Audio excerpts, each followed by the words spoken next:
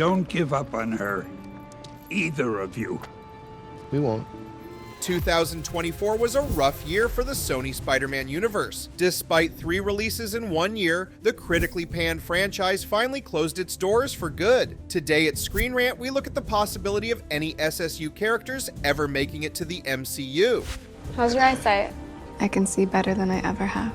While Venom, Morbius, and the rest of the SSU ensemble can't return to their own movies, there are chances of incorporating them into the MCU. While the SSU takes place in a different dimension, the 2 franchises have crossed over with each other twice. An after-credits scene in Morbius revealed that the MCU's Vulture has entered the SSU dimension, and he's looking for a villain team-up. The last 2 Venom movies similarly found Eddie Brock and Venom traveling back and forth between the MCU and the Sony timelines. In another scene, Venom also watches Tom Holland's Spider-Man on television. But while these inter-franchise connections have only lasted briefly, the future MCU movies can tease characters like Tom Hardy's Venom, or Aaron Taylor Johnson's Kraven as supporting characters, or in space appearances. The best possibility of bringing back the SSU characters in the MCU is in Avengers Doomsday, or the movies after it. Judging by the film's title and Robert Downey Jr.'s casting as Doctor Doom, this ambitious MCU title might find Doctor Doom creating Battleworld.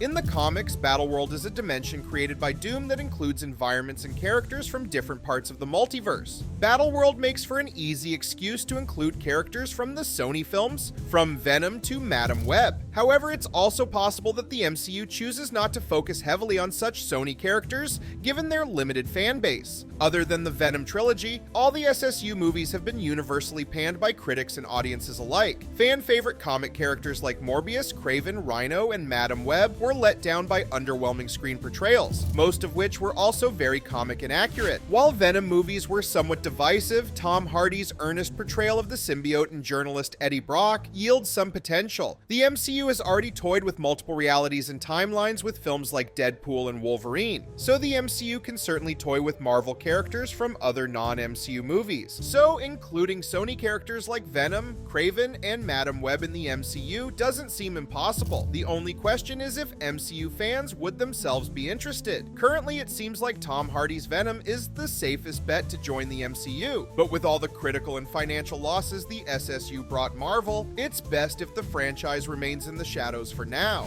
With the MCU continuing Tom Holland's stint as Spider-Man, the MCU will be focusing on new heroes and villains for this version of the Wall Crawler. The SSU characters can always return for some exciting Easter eggs and cameos, but it seems unlikely that they will play a major role in shaping the MCU's future course. Thanks for watching ScreenRant and stay tuned for more Spider-Man news.